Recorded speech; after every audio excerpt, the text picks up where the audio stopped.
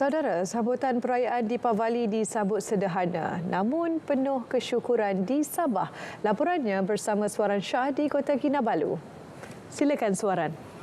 Baik Eva, sambutan perayaan Deepavali yang juga dikenali Pesta Cahaya di negeri ini diraikan dengan sederhana namun meriah. Semangat perpaduan dan keharmonian jelas terserlah dalam kalangan masyarakat pelbagai kaum yang bersama-sama merayakan sambutan ini.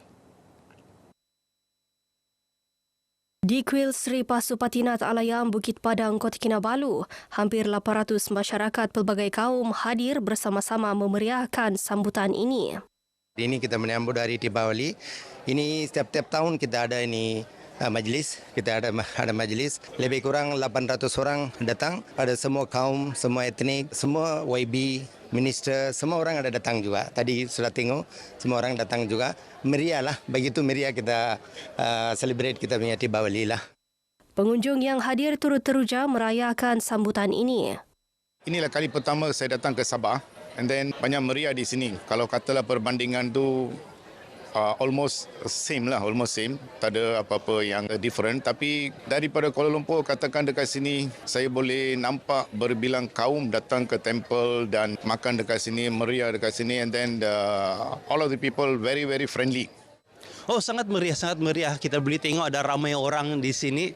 Bukan saja yang India, ada juga Cina, ada Kadazan Dusun, ada pelbagai bangsa datang di sini. Jadi itu betul-betul menunjukkan itu keharmonian kita di sini Sabah.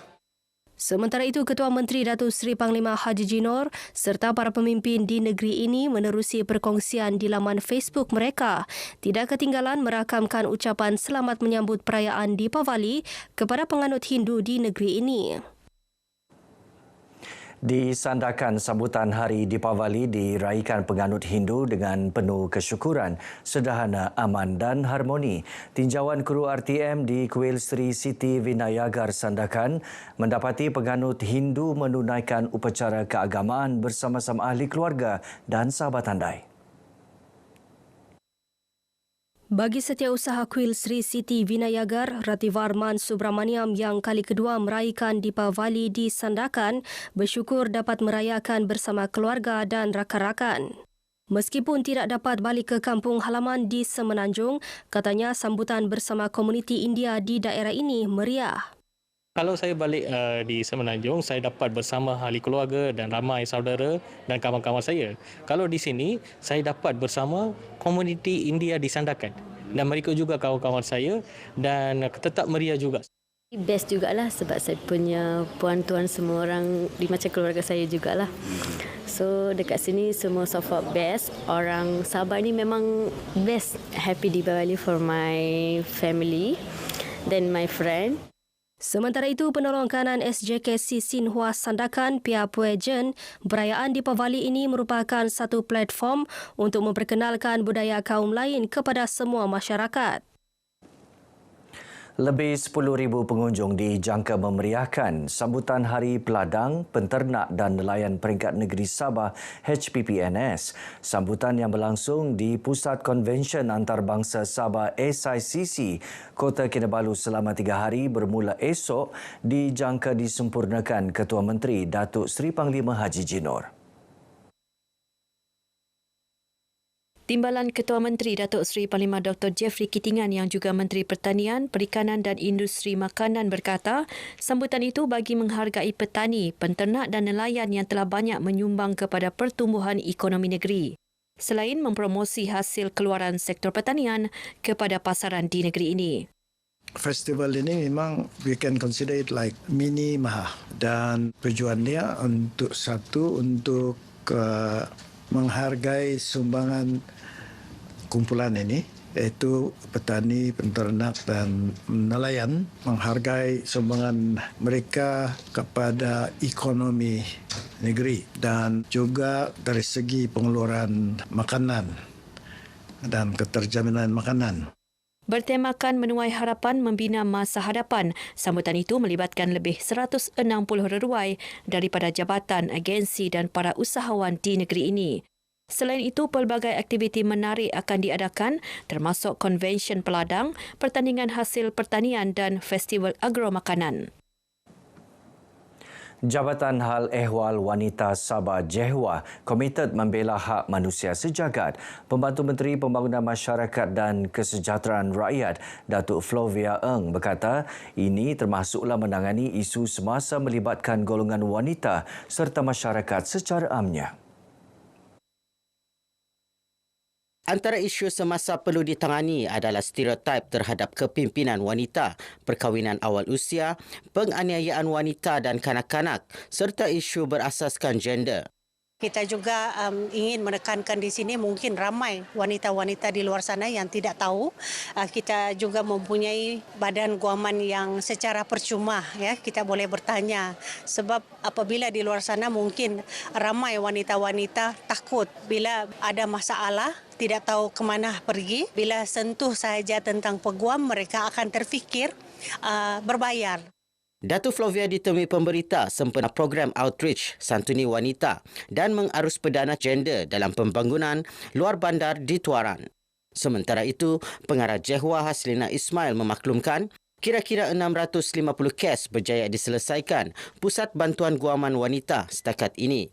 Kita ingin membantu wanita-wanita tersebut untuk keluar daripada yang menghimpit dorang yang selama ni dorang tidak tahu di mana jalan untuk mereka minta bantuan. Dan dengan adanya program-program sebegini, dengan kita bawa peguam, mereka sudah tahu di mana boleh menyelesaikan masalah mereka.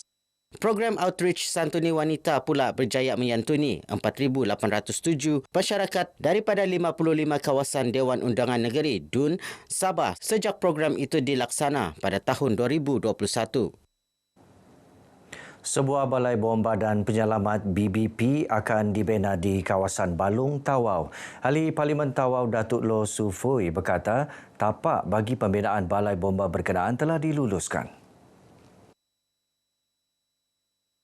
Datuk Loh berkata pembinaan balai bomba berkenaan penting bagi meningkatkan masa tindak balas pasukan ke kawasan berkenaan sekiranya berlaku kebakaran.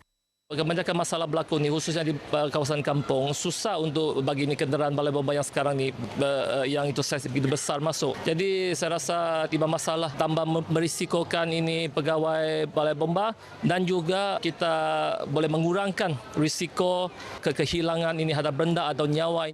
Datuk Loh ditemui pemberita selepas menyampaikan sumbangan kepada 48 ketua isi rumah terjejas kebakaran di Kampung Jati Tawau Ahad lalu di Pusat Pemindahan Sementara PPS Dewan Seri Balung. Seramai 182 penduduk terjejas masih berlindung di PPS ini. Dalam perkembangan berkaitan, Datuk Loh berharap cadangan pembinaan program perumahan rakyat PPR diberi kelulusan segera bagi mengatasi pembinaan rumah tidak teratur dan jarak rumah terlalu rapat. Jarak rumah yang rapat menyebabkan api merebak dengan pantas sekiranya berlaku kebakaran. Energy Commission of Sabah ECOS komited meneruskan usaha bagi memastikan bekalan elektrik berdaya harap, mampu milik serta mampan untuk rakyat Sabah. Ini kerana Sabah mendapat autonomi daripada Kerajaan Persekutuan bagi mengawal bekalan tenaga seperti elektrik dan gas untuk negeri Sabah.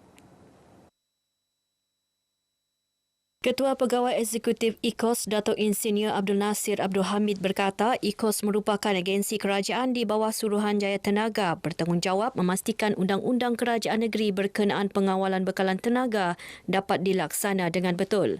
Kita adalah sebagai ejen kerajaan yang melaksanakan tanggungjawab kita untuk memastikan undang-undang enactment itu adalah terlaksana dengan cara yang betul. Datuk Abdul Nasir ditemui RTM dalam program media engagement anjuran ECOS di Kota Kinabalu. ECOS bertanggungjawab mengawal bekalan tenaga seperti bekalan gas, elektrik, bekalan tenaga boleh baharu serta bekalan haba laut sejak tahun lalu. ECOS juga bertanggungjawab memastikan agar keselamatan serta kualiti bekalan gas dan elektrik untuk pengguna di seluruh Sabah terjaga. Baik saudara, sekian perkongsian dari Negeri di Bawah Bayu. Kembali bersama Ifa untuk lebih banyak perkembangan semasa dalam negara. Dari sungai hingga segara, Palestin pasti merdeka. Silakan Ifa. Baik, terima kasih Suaran.